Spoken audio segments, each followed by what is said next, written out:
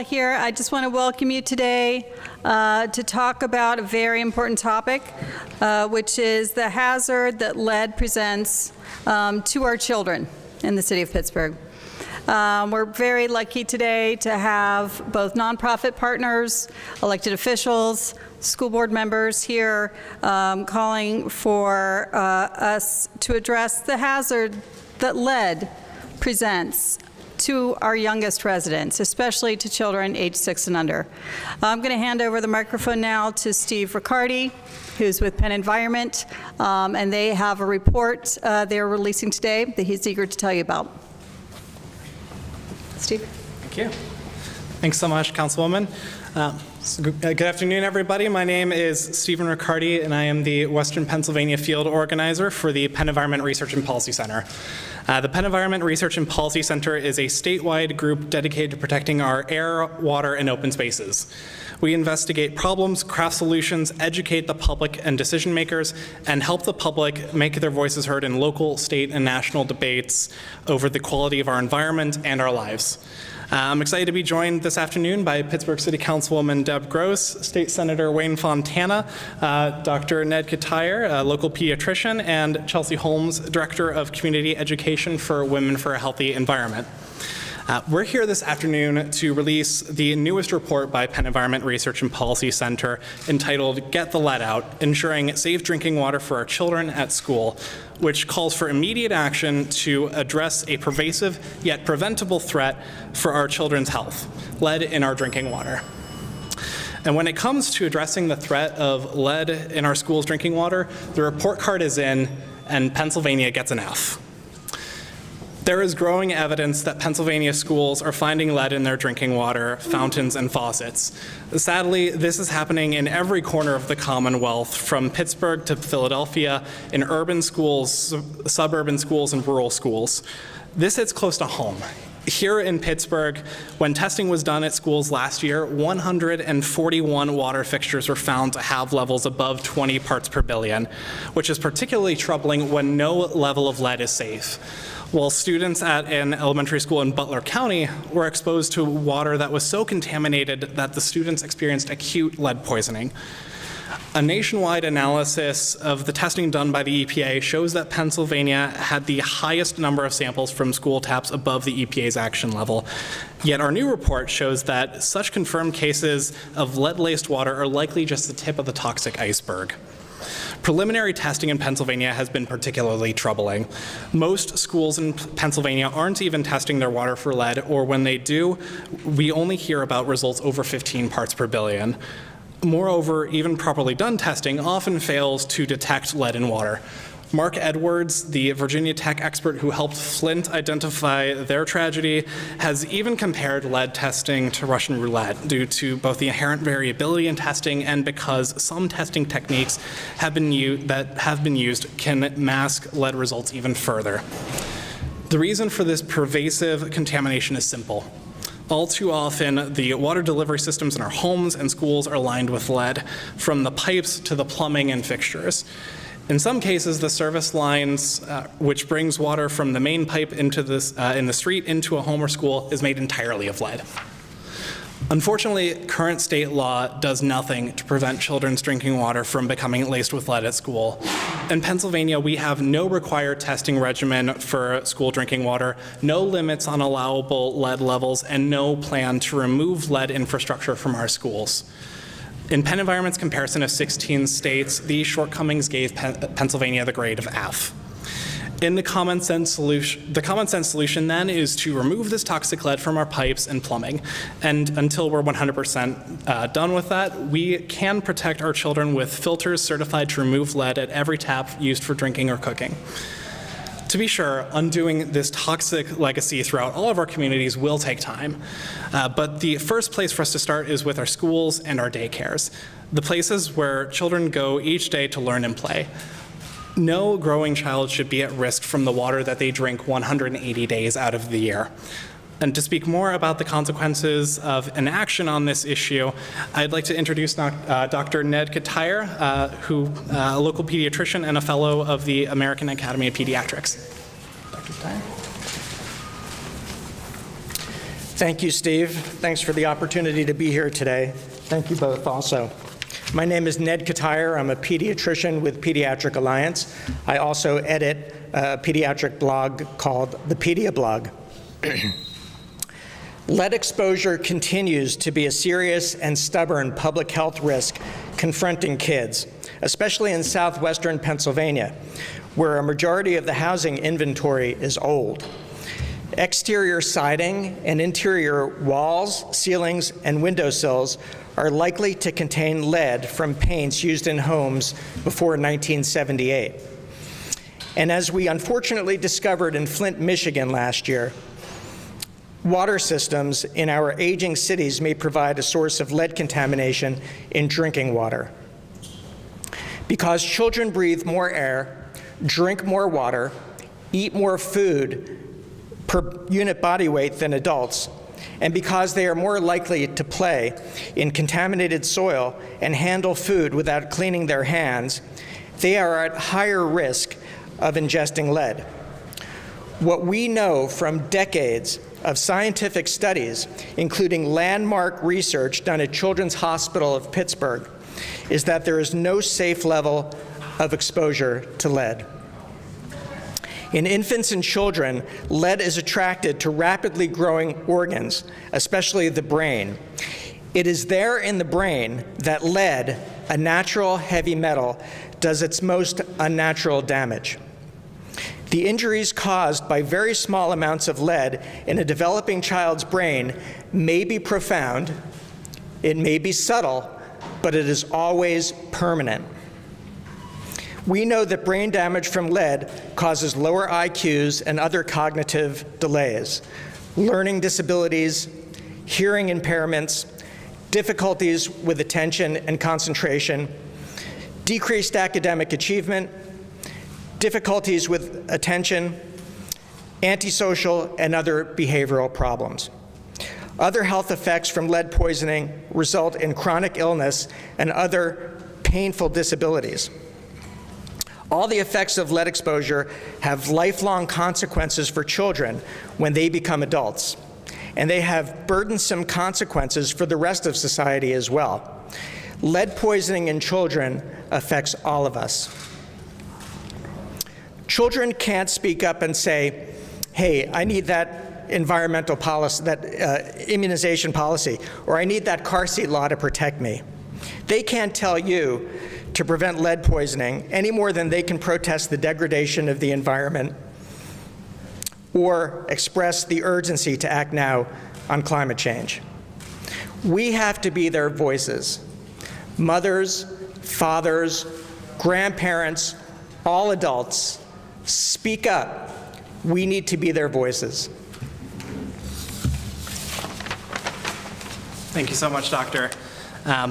Unfortunately, some Pennsylvania cities have been stepping up to address the problem, and so I would now like to introduce Pittsburgh City Councilwoman Deb Gross to come back and say some more about that. Great. Thank you all again. My name is Deb Gross. I represent Pittsburgh City Council District 7.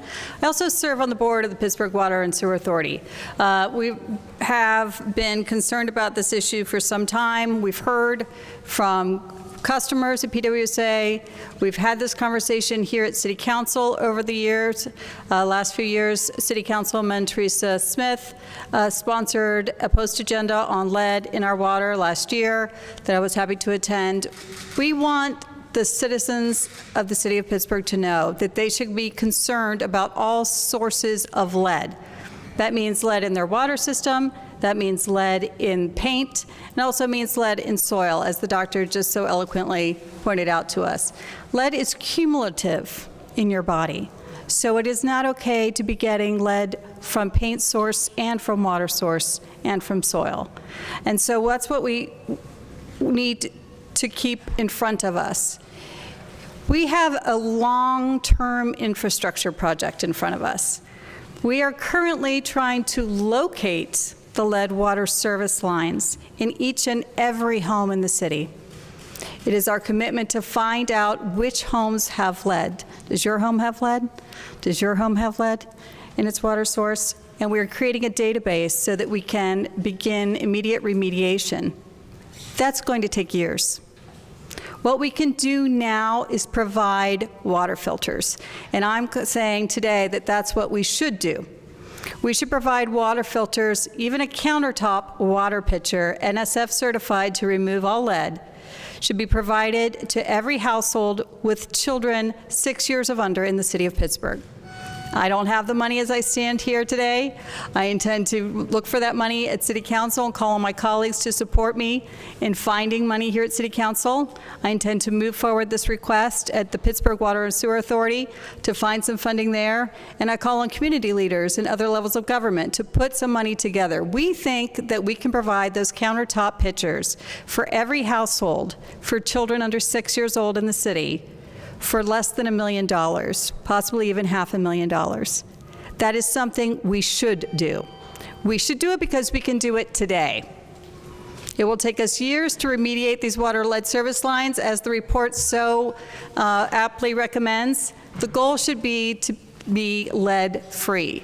Let's remove the water lines, let's remove the lead piping, but what we should do today is protect our most vulnerable citizens, and those are our kids, and we should get water filters for kids. I also will be moving forward in this next week a will of council to support Senator Fontana's bills at the state level that will help us enable the removal of these lead water service lines, and I'd like to welcome him to the podium now to speak a little bit more about those. Thank you, Senator. Good afternoon, everyone. I could tell Councilwoman Gross right now the state, and I know the Allegheny County delegation is more than happy to help and find a way to support her testing plan. I think it's so important to at least do that. What we can do on some of the things that we can do on a local level and to get started immediately or very quickly. So happy to pledge that support. I want to thank everyone, especially Penn Environment, for bringing further attention to this matter. Obviously, all this lead contamination was brought into the spotlight by the terrible events in Flint, Michigan, and after which we learned the problems we face in Pennsylvania were more alarming than we could ever imagined. Just yesterday up in Harrisburg, the DEP budget hearings were taking place, and they highlighted the fact that the funding we don't have proper funding for oversight or for remediation of all of our drinking water or any other lead contamination. Also, in a report issued last year and published by USA Today, Pennsylvania is one of the states that has the most schools and daycares with water containing high levels of lead in the whole country. Obviously, this is unacceptable, and we must work not only to eradicate the current situation, but also to put into place best practices that will prevent this from happening in the future. The effects of lead exposure are very serious, and in most instances, irrevocable. As the doctor mentioned, a lot of things can happen, especially in younger children and in pregnant moms. Scientists have discovered that lead causes irreversible brain damage, which can be attributed to lower IQs, learning disabilities, and behavioral problems. That's why, as mentioned by Steve, the Get Out the Lead initiative is so vital. Reducing the levels of lead in schools and homes are both a critical public health and environmental issue. So we must do everything we can to reduce the public's exposure to lead. At the state level, several of my colleagues, Senate Democratic colleagues, and I are working on these issues, something to address these issues with the idea of getting the lead out of our schools in mind. I am co-sponsoring legislation that would require annual lead testing in schools with results to be published prior to the start of each school year. But we need to go further, especially when it comes to our children and families. The lead exposure issue is one that is compounded by our state's aging infrastructure. Our drinking water can contain a significant amount of lead as a result of corrosion of pipes and fixtures found in buildings or in the mains or service connections of a public water system. That's why I introduced legislation again this session that gives homebuyers the option of requesting that a home be tested to determine what level of lead is in the water. Senate Bill 296 is a common sense proposal aimed at protecting Pennsylvania children and families from the growing threat of lead poisoning caused by worsening levels of lead caused largely by old pipes and lead-based paints. As a realtor, that's my background by trade, I feel that all prospective homeowners should be aware of what they are buying and any potential risks that are contained in the property. Just like we have mechanisms in place to alert residents that a home may test positive for radon or lead-based paint because of its location or age, lead in water can also be a safety concern, especially for families where a pregnant mother or young children reside. Lead testing typically runs from $20 to $50. I think that's pretty reasonable expense to ensure that a home's drinking water is safe. In a home that does test positive for high levels of lead, there are in-house treatment systems available to remedy the situation, as Councilwoman Gross talked about. Because the portion of water service line is on private property, it's considered to be private owner's responsibility. So everyone has their own private lateral coming in. It's their responsibility to replace. And it's particularly likely that that's where the lead elements are, because they don't fall under the testing guidelines as those under public authority control do. I have other legislation I feel deserves mention here today to assist homeowners to repair or replace broken sewer laterals on private property when the leaks pose a threat to the public safety or public health. Keep in mind, as I mentioned, there's a lack of funding for remedies in Harrisburg on the state level. So the possibility of a local remedy, I think, makes sense. Senate Bill 334 would allow or give municipalities and municipal authorities the option to make public funds available to homeowners in need of assistance repairing broken laterals. I mention this because I feel that we can tie the issue of fixing serious infrastructure problems together. For example, our water authorities are set up sometimes to replace service lines due to lead issues, and if we were able to have programs in place like the Municipal Fund for Private Lateral Repairs that my legislation outlines, the work could be done in coordination and at the same time cutting down on multiple land excavations to reach underground lines, thereby saving valuable time, effort, and money. It's time we got, on every level of government, it's time we got aggressive to solve this problem all through Pennsylvania. We need to get everyone to pay attention, because I'm not sure in the state level they are as much as they should be. So with all of your help and all of City Council and the Mayor and the County Executive and those folks, I'm asked them all to start writing letters and making calls to the state so we have the option to fix laterals when the time and place calls for it.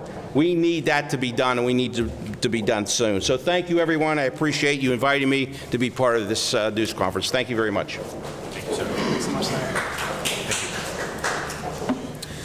Hi, good afternoon. My name is Kevin Acklin. I'm Chief of Staff to Mayor Peduto. Honored to be here today to stand with, on behalf of the Mayor and the entire administration, to express our sincere support for the efforts of Councilwoman Gross. The Mayor does support this movement to raise capital to pay for test kits and filters for homeowners, as well as Senator Fontana, his bill, which I have a copy of, his letter of support. The Mayor will be expressing support and will be lobbying on his behalf for additional state funding. What we have here in the city is a bit of a structural issue. You have a Water and Sewer Authority that by law is not able to be responsible for private lateral lines. Most of the lateral lines is where the lead, we think, is. And unfortunately, they're largely located in areas that have been disinvested and disadvantaged. So our answer in the past has been for homeowners to take care of their own lateral lines. These are folks who are least able and have the least resources to remove leads either from their own plumbing or from their lines. So part of the potential restructuring that we're looking at within the Water and Sewer Authority is to take responsibility for those. It's not a good answer to tell people to come up with their own money to pay to remove lead from their lateral lines or from their own plumbing, again, because most of our residents who have these situations are least able to do so. So that's one of the elements that we're looking for as an administration to take care of, and obviously, as part of this proposed reorganization that we're pursuing within the Water and Sewer Authority, as well as raising awareness. Again, flushing your lines to make sure that lead is removed. The Water and Sewer Authority, again, has been a victim of decades of disinvestment, not only on the water delivery side, but on the sewer side. We have combined sewer overflows that are polluting our rivers. So we're not shirking our responsibility as administration. We're going to take this issue full on. We've been spending a lot of time over the last 6 months addressing this issue, and we're proud to stand here today with Councilwoman Gross as well as Senator Fontana and applaud Penn Environment for your report. Again, this is about equity. It's about making sure that folks who live in our city are best able and have safe and reliable drinking water, that we're really building a water and sewer authority that our residents of the city deserve. So again, with that, I'm sure we'd be happy to answer questions that the media might have.